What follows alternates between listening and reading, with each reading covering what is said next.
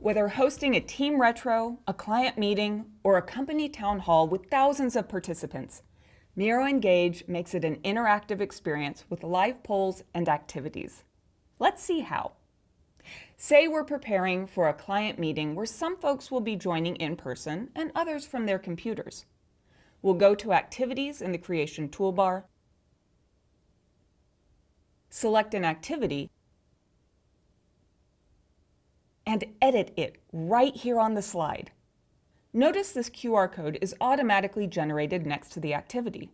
Participants will scan this to interact with the activities from their devices, even if they don't have a Miro account.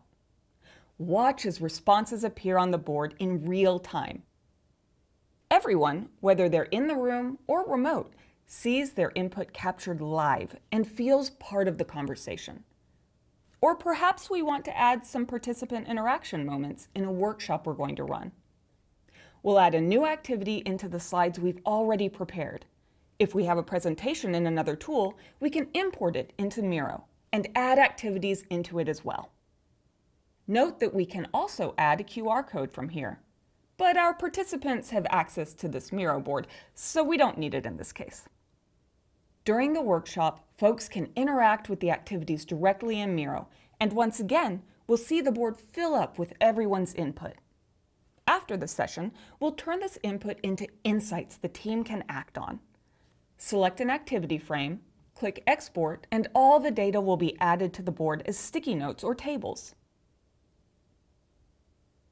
From here, we can organize the information, use AI to cluster the notes, or create a summary report.